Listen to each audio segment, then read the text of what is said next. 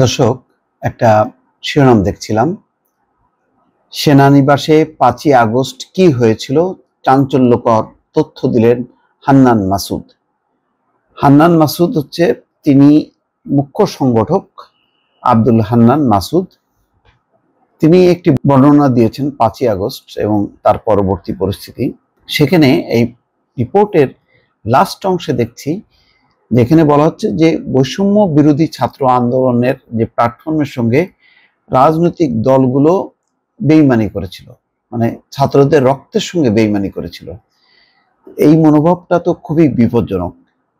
এই কারণে যে এখন যদি শেখ হাসিনা বিরোধী শক্তিগুলোর মধ্যে যদি ওকে ফাটল ধরে, মতভেদ তৈরি হয়, তাহলে কিন্তু এর সুযোগ নেবে কারা? পতিত স্বৈরাচাররা। এবং তারা বলবে যে আমরা ক্ষমতা ছাড়ার 100 দিনও পার হয়নি, এরা এক থাকতে পারলো না, নিজেদের মধ্যেই ক্ষমতা নিয়ে কামড়াকামড়ি এবং পারস্পরিক দোষারোপ। তো হান্নান মাসুদের সেই বর্ণনার মধ্যে কিন্তু সেটাই পেলাম। তিনি কিছু তথ্য দিয়েছেন, তথ্য দিয়ে পরে বোঝানোর চেষ্টা করলেন যে রাজনৈতিক দলগুলো শেষ মুহূর্তে এসে ছাত্র আন্দোলনকে উপেক্ষা করার চেষ্টা করেছে বা ছাত্র নেতৃত্বকে যথাযথভাবে গুরুত্ব দেয়নি। আমি একটু পড়ি রিপোর্টটা, যুগান্তরে প্রকাশ পেয়েছে এবং একটি বেসরকারি টেলিভিশনে আব্দুল হান্নান মাসুদ এই বক্তব্য রেখেছেন। বলা হচ্ছে যে একটা বেসরকারি টকশোতে তিনি অংশ নিয়েছেন। 5ই আগস্ট কি হয়েছিল সেটা নিয়ে খোলামেলা কথা বলেছেন হান্নান মাসুদ। অনুষ্ঠানে আলোচনার বিষয়বস্তু ছিল অন্তর্বর্তী সরকারের 100 দিন। হান্নান মাসুদ বলেন, জাতির কাছে এটি স্পষ্ট হওয়া দরকার গত 5ই আগস্ট কি হয়েছিল। মাসুদ বলছেন, 5ই আগস্ট সেনানিবাসে ছাত্রদেরকে বাদ দিয়েই সরকার গঠন করতে চেয়েছিল রাজনৈতিক দলগুলোর সব নেতারা। অর্থাৎ সেনানিবাসে যে গিয়েছিল রাজনৈতিক নেতারা, সেখানে ছাত্রদেরকে বাদ দিয়েই তারা সরকার গঠন করতে চেয়েছিল। এ প্রসঙ্গে তিনি বলেন, 5ই আগস্ট আমরা যখন গুলি খাচ্ছিলাম, বাসা থেকে বের হতে পারছিলাম না, চানখার পুলে লাশ পড়তেছিল, ঢাকা মেডিকেলে যখন লাশের সারি, তখন সেনানিবাসে রাজনৈতিক দলগুলোর নেতারা গিয়েছিলেন বৈঠক করতে।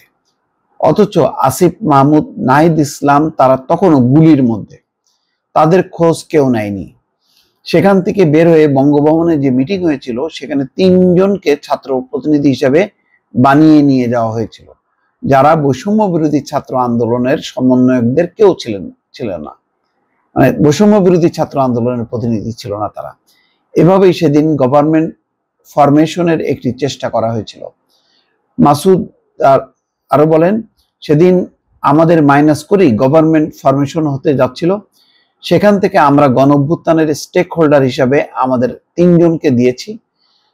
অনেক তর্ক বিতর্ক করে ডক্টর মোহাম্মদ ইউনূস, নাহিদ ইসলাম এবং আসিফ মাহমুদকে দিয়েছি। আমরা আরো কয়েকজন চেয়েছিলাম, কিন্তু রাজনৈতিক দলগুলোর কারণে তা সম্ভব হয়নি। পরে মাহফুজ আব্দুল্লাহকে যুক্ত করা হয়েছিল। তো তিনি বলেন, 5ই আগস্ট রাজনৈতিক দলগুলো বৈষম্য বিরোধী ছাত্রদের সঙ্গে বেইমানি করেছিল, বৈষম্য বিরোধী ছাত্র আন্দোলনের প্ল্যাটফর্মের সঙ্গে প্রতারণা করেছিল। সেদিন বঙ্গভবনে বৈষম্য বিরোধী ছাত্র আন্দোলনের প্ল্যাটফর্মের বাইরের 3 জনকে প্রতিনিধি হিসাবে নিয়ে যাওয়া হয়েছিল। আসলে তখন গোলমেলে পরিস্থিতি, আর তখন তাদের কাছে যে সেট যে সমস্ত নেতারা ছিল, তড়িঘড়ি করে শেখ হাসিনা পালিয়ে গেছেন, সেই অবস্থায় তাদের তালিকার মধ্যে যে সব রাজনৈতিক দল প্রধান যারা ছিল তাদেরকে ডাকা হয়েছিল। হয়তো তখন যে রাজনৈতিক দল আলাদা, বৈষম্য বিরোধী ছাত্র আন্দোলন আলাদা, এইটা সেনা কর্মকর্তাদের কাছে মনে হয়নি। তারপরেও কেন এটা বলা হচ্ছে যে ছাত্রদের সাথে প্রতারণা করা হয়েছে, তাদেরকে উপেক্ষা করা হয়েছে? হ্যাঁ, এটা ঠিক যে ওই সময় টানাপোড়েনে নানা রকম ঘটনা ঘটতে পারে, ভুল বুঝাবুঝি থাকতে পারে, কমিউনিকেশন গ্যাপ থাকতে পারে, কিন্তু আমার মনে হয় না যে ছাত্রদেরকে উপেক্ষা করার চেষ্টা করা হয়েছে, তাদের সাথে বেইমানি করা হয়েছে। এই কথাগুলো আসলে এই পর্যায়ে যদি উঠে আসে, তাহলে কিন্তু ভবিষ্যৎটা অন্ধকার। ভবিষ্যৎ অন্ধকার এই অর্থে যে রাজনৈতিক দলগুলোর সঙ্গে যারা গণঅভ্যুত্থানের নেতৃত্ব দিয়েছিল, সেই ছাত্র নেতাদের একটা দূরত্ব তৈরি হবে, যেটা আরেকটি রাজনৈতিক সংকটের দিকে ঠেলে দেবে দেশকে। দর্শক, ভালো থাকবেন। আল্লাহ হাফেজ।